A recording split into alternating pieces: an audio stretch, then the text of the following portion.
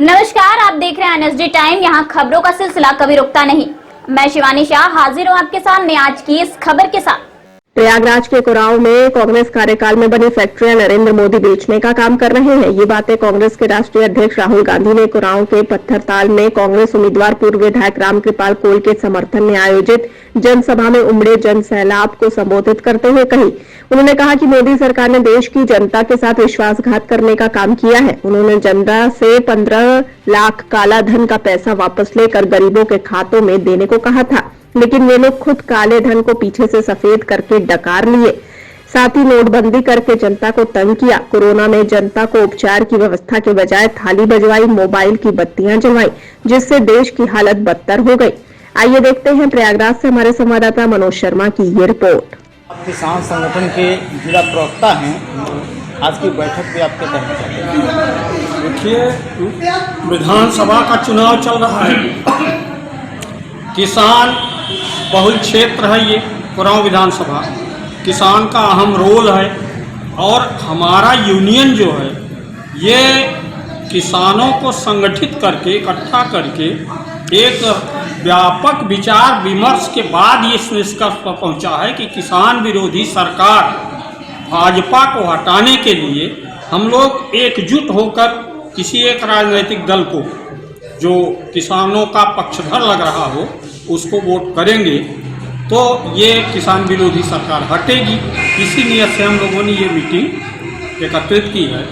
इसमें शब्दों के माध्यम से एक चित्र मैं खींचना चाहता हूं आपके सामने, जिसमें आपको कम से कम मौजूदा परिवेश का परिदृश्य दिखाई देगा इन शब्दों के माध्यम से। मस्जिद गुरुद्वारे में बांट दिया भगवान को, विश्व गुरु के राष्ट्रवादियों मत बांटो इंसान को। विश्व गुरु आप समझ रहे होंगे, एक हमारे विश्व गुरु समझ रहे होंगे। तो मंदिर मस्जिद गुरुद्वारे में बांट दिया इंसान को, विश्व गुरु के राष्ट्रवादियों मत बांटो इंसान को। आगे कहना है, पुत्र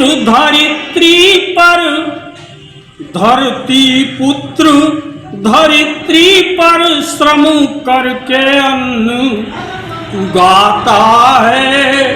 कहना चाहते हैं? आज की बैठक मूल रूप से जो है चुनाव संबंधित बैठक थी जो है। अब एक पुरानी सरकार को जो है इसकी नीतियों को जो है देखते हुए जो किसान को जो है हम लोगों को फेल करना है और नई सरकार सपा की बनाना है। लेकिन भारतीय जनता पार्टी में की सरकार में सबका साथ सबका विकास, सबका साथ सबका विकास क्या है जो है। मोदी जी नारा लगाते हैं बेटी पढ़ाओ बेटी बचाओ, और बेटियों के साथ ही अत्याचार होता है। उन्हीं का मंत्री और उसी के जो है सांसद जो है अत्याचार कर रहे हैं। एक विकास क्या है इसमें? लेकिन भारतीय जनता पार्टी की सरकार में महिलाएं तो सुरक्षित हैं। कहाँ सुरक्षित हैं? कुलदीप सिंह सेंगर को आप देख लीजिए, एक पढ़ी लिखी शिक्षित बेटी जाती है नौकरी मांगने के लिए और उसके साथ क्या हो जाता है कैमरे पर कहना ठीक नहीं होगा। और पूरा सबको जानते हैं क्या हुआ बेटी के साथ में। और 2017 की केस है और कुलदीप सिंह सेंगर जो है इस सरकार में जो है 2019 तक मंत्री बना बैठा रहा। जब तक हाई कोर्ट और कोर्ट ने संज्ञान नहीं लिया इसका, तब तक उसको मंत्री पद से इस्तीफा भी नहीं दिलाया गया। आपका परिचय? मेरा नाम पहले तो मैं एक किसान हूँ, मेरा नाम कमल भान सिंह है। और कई बार मैं अपना दल कमेरावादी माता जी के पार्टी का जो है महासचिव हूँ। आपसे जानना चाहते हैं, आज जो है किसान संगठन के द्वारा बैठक की गई, इससे आप क्या कहें? बैठक चुनाव को लेकर की गई है। चुनाव की स्थिति परिस्थिति को देखते हुए हम किसान संगठन के प्रदेश उपाध्यक्ष ललन सिंह पटेल पूरे अपने संगठन को, चूँकि यहाँ का कुराव विधानसभा का प्रत्याशी बहुत ही निहायत गरीब है, उसके समर्थन में हमने अपने किसान भाइयों का सहयोग मांगा है और इस लॉलीपॉप देने वाली सरकार को उखाड़ फेंकने का काम करेंगे हम लोग, ये ऐसा अपने कार्यकर्ताओं को हम निर्देश दिए। जैसा कि कहा जाता है भारतीय जनता पार्टी किसानों की हितैषी है, ये कहने की बात है ना, अभी तो देखा है ना कितना हितैषी है। आपको पता है लखीमपुर खीरी में गृह राज्य मंत्री का बेटा किसानों को कुचलने का काम किया अपनी गाड़ी से।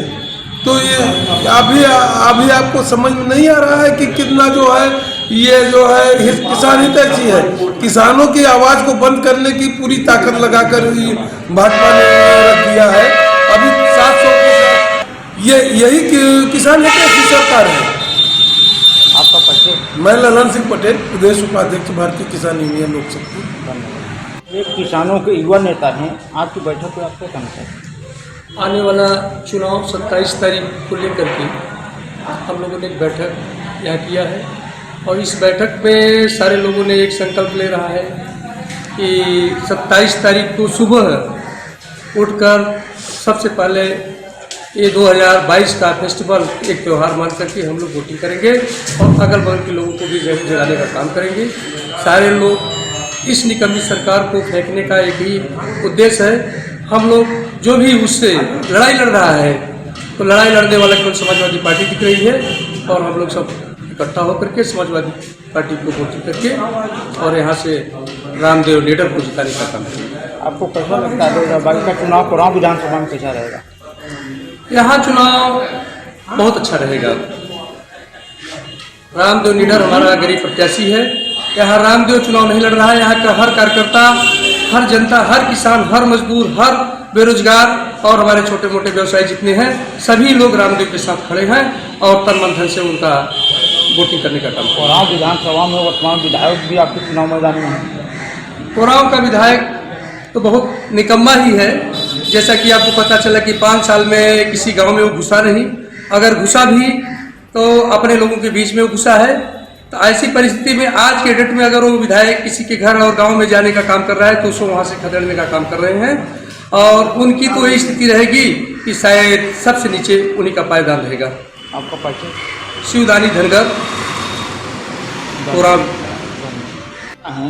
आज जो है किसानों की बैठक की गई, इस पर आप क्या कहेंगे? आज बैठक हो रही किसानों का। हमारे मान लीजिए जो कुछ है वो सब ललन सिंह पटेल हैं, उन्हीं के अगुवाई में जो उनका निर्देश होता है हम लोग तन मन धन से काम करता हूँ। तो बैठने का कुछ उद्देश्य होगा? उद्देश्य यही है कि जो सरकार है निकम्मी सरकार को बदलने का उद्देश्य है। लेकिन वो सरकार में तो किसानों की जो है हितैषी सरकार है। किसानों को हितैषी सरकार है।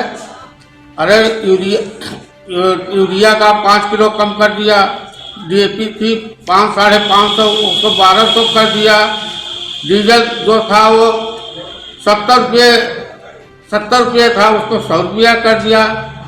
गल्ले का भाव कोई काम ही नहीं है, कोई नाम ही नहीं ले रहा है गल्ला क्या भाव खरीदें, क्या भाव हम बेचेंगे। जैसा कि सुनने में आता है किसान संगठनों के द्वारा जो है किसान हितैषी, किसान भी सुरक्षित हैं, महिलाएं भी सुरक्षित, सारे लोग की इस सरकार में सुरक्षित। ये सब झूठ बोलने की सब ट्रेनिंग दिए हैं। कल एक आदमी कह रहा था, प्रचार कर रहा था कि अखिलेश सरकार बहुत अच्छी थी, लेकिन एक ही गलती कर दिया जो पाकिस्तान से जिन्ना को बुला के प्रचार कर रहा है। हमने कहा देखो तुम झूठ की बात छोड़ दो, जिन्ना कई साल मरे हो गया, 70-72 साल उसको मरने हो गया, वो बुला के प्रचार करा रहे हैं। ये झूठी सरकार है, झूठी प्रचार है, सारा काम इसका झूठा है। ये लोग इतना झूठ बोलते हैं 10% घट जाता है, उधार लेकर भी झूठ बोलते हैं। आपका परिचय? राजा राम सिंह पटेल। इस कड़ी में बस इतना ही। ताजा तरीन खबरों के लिए बने रहिए NSD टाइम्स के साथ। मुझे दीजिए इजाजत, नमस्कार। NSD टाइम्स के लेटेस्ट खबरों से अप टू डेट रहने के लिए चैनल को लाइक करें, शेयर करें, सब्सक्राइब करें और अंत में बेल आइकन दबाना ना भूलें।